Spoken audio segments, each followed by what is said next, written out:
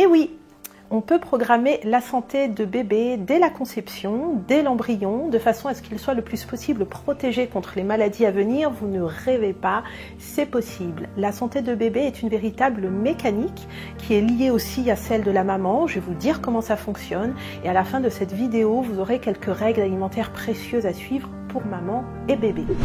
Je suis Michèle Penka, spécialisée en micronutrition et nutrition fonctionnelle, et on va parler aujourd'hui de quelque chose de très important pendant la grossesse. On sait aujourd'hui que notre santé repose en partie sur notre microbiote intestinal qui fonctionne comme un véritable organe à part entière. Ça représente 2 kilos de bactéries amies dans nos intestins, un véritable partenaire santé qui va nous accompagner tout le long de notre vie. Et très important, on dispose de 1000 jours dès la conception pour sa mise en place, donc à peu près jusqu'à l'âge de 2 ans et demi. À partir de là, c'est définitif. On va conserver notre microbiote intestinal jusqu'à la fin de notre vie. C'est un peu comme une carte d'identité de nos intestins.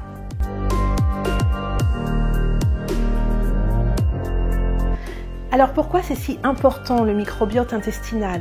Eh bien déjà, le microbiote intestinal est absolument nécessaire pour la bonne maturation de notre système digestif, pour bien digérer quand on mange, pour assimiler correctement les nutriments qui sont dans l'alimentation, pour synthétiser même certaines vitamines et donc éviter les déficits et les carences, pour décontaminer aussi carrément des aliments abîmés qu'on pourrait manger sans faire exprès ou des médicaments que l'on prend.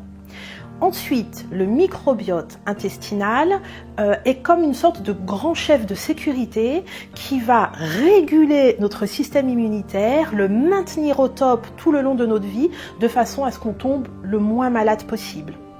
Et puis, est-ce que vous savez que ce fameux microbiote régule le stockage de nos graisses ? Franchement, c'est idéal. On a un partenaire santé qui va ainsi nous protéger d'une tendance au surpoids ou à l'obésité. Et enfin, on a un point très particulier, ce microbiote communique avec notre cerveau. Comment? Eh bien, ces petites bactéries savent fabriquer les acides aminés, qui sont en fait les substances qui vont permettre la fabrication de la sérotonine, de la dopamine, et provoquer ainsi des gros shoots de bonheur, d'euphorie, d'excitation au niveau du cerveau. Donc, en fait, permettent de réguler directement notre humeur, notre état moral, mental et favoriser ou non une tendance au stress ou à la dépression. Alors, vous voyez combien il est absolument important de permettre la mise en place d'un microbiote intestinal optimisé chez le nourrisson, et je rappelle qu'on a 1000 jours pour le faire dès la conception. En fait, c'est la maman qui donne le signal du départ.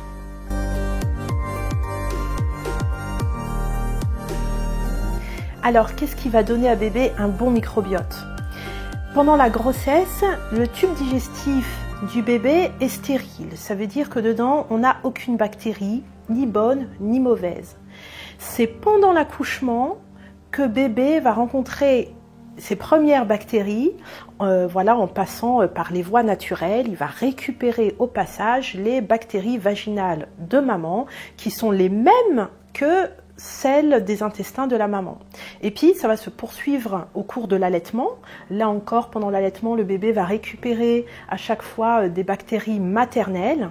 Donc, on a vraiment intérêt à ce que la maman ait un microbiote intestinal optimisé, puisqu'elle va en céder une partie au bébé pour qu'il fasse son propre microbiote à lui.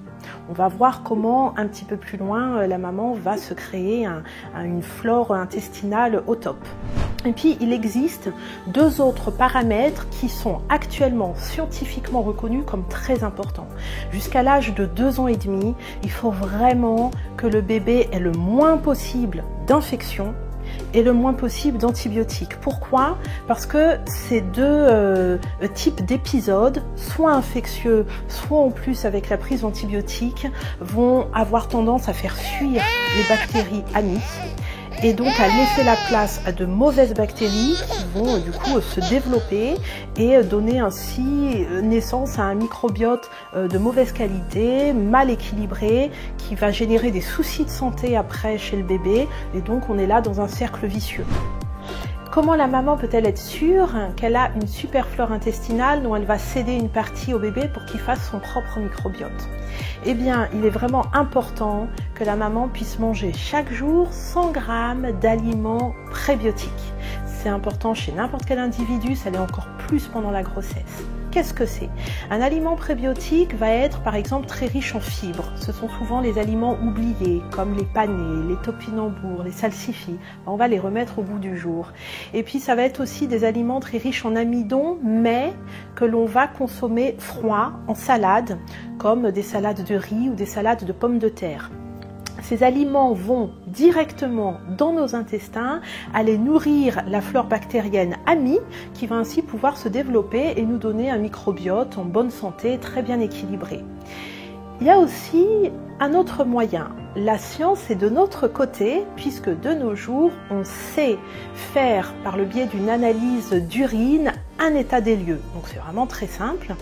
On va doser en fait tout ce qui vient de la flore bactérienne intestinale et ça va nous dire si elle est en bonne santé, très bien équilibrée. Ça s'appelle le dosage des métabolites organiques urinaires. C'est fait par des laboratoires spécialisés, mais il n'y a pas besoin d'ordonnance. Bon, c'est pas remboursé par la Sécu. Ça peut valoir le coup quand même de réaliser cette analyse.